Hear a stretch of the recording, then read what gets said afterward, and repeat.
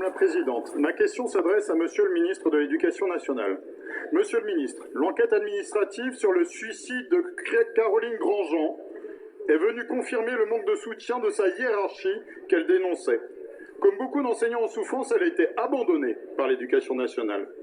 En tant qu'ancien enseignant, c'est avec colère que je m'adresse à vous aujourd'hui, car ce drame aurait pu être évité, comme tant d'autres avant lui. C'est avec colère que je m'adresse à vous aujourd'hui, car l'éducation nationale est devenue un lieu de souffrance pour nombre de ses personnels. Ainsi, en 2022, ce sont plus de 2800 démissions d'enseignants contre seulement 360 en 2008. Les arrêts de travail ont augmenté de 43% en 5 ans. Et les exemples de management toxique au sein de l'éducation nationale se multiplient. Non seulement le métier n'attire plus, mais il dégoûte un nombre croissant de personnes qui l'exercent par la perte de sens et l'absence de soutien.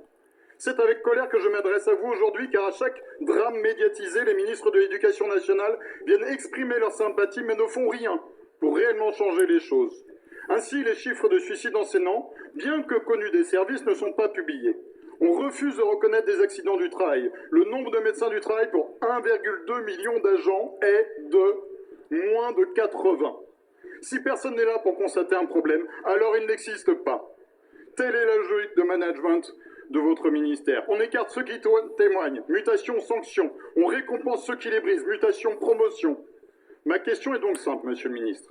Allez-vous enfin prendre en compte la souffrance au travail des enseignants et lutter contre l'abandon des personnels et le management toxique qui s'opère bien trop souvent dans l'éducation nationale? Ou allez-vous vous contenter d'attendre le prochain drame pour témoigner votre sympathie et passer à autre chose? Merci beaucoup, Monsieur le député. La parole est à Monsieur Édouard Geffray, ministre de l'Éducation nationale. Merci, Madame la Présidente. Mesdames et Messieurs les députés, Monsieur le député Bonnet.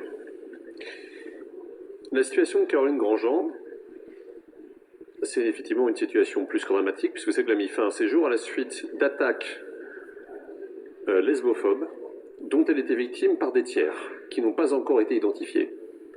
Il faut partir du point de départ.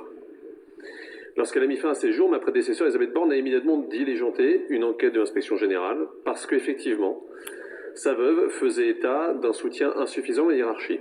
J'ai reçu les conclusions du rapport du IGSR au mois de janvier et j'ai moi-même appelé sa veuve, Mme Paco Grandjean, à qui j'ai moi-même proposé de venir dans mon bureau pour entendre la restitution directement par les inspecteurs et pour qu'il n'y ait pas de biais ou d'intermédiaire.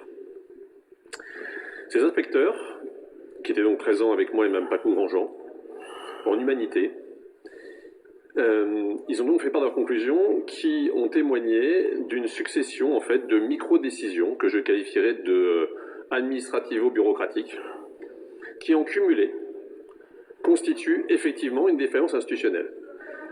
Très clairement, il n'y a pas eu dans leur analyse de volonté de nuire de tel ou tel, il n'y a pas eu dans leur analyse, j'allais dire, une faute particulière d'une personne notifiée, il y a eu un traitement juridico-administratif voire bureaucratique, d'une situation dramatique.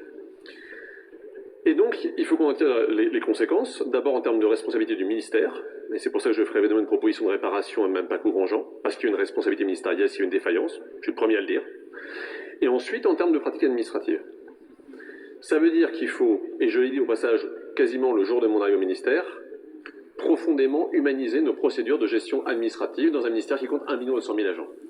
Maintenant, et permettez-moi simplement en 10 secondes de vous le dire, ceux qui gèrent les autres, ce sont aussi des hommes et des femmes. Ils ne sont pas inhumains, je suis désolé de le dire aussi.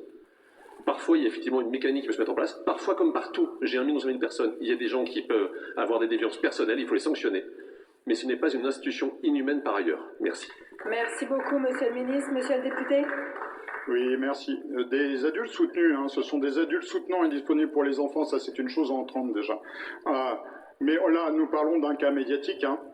Il y a également tous les anonymes qui se sont suicidés. Merci beaucoup, Monsieur le député. La parole est à présent à Monsieur Alexandre Allégret-Pilot pour le groupe UDR.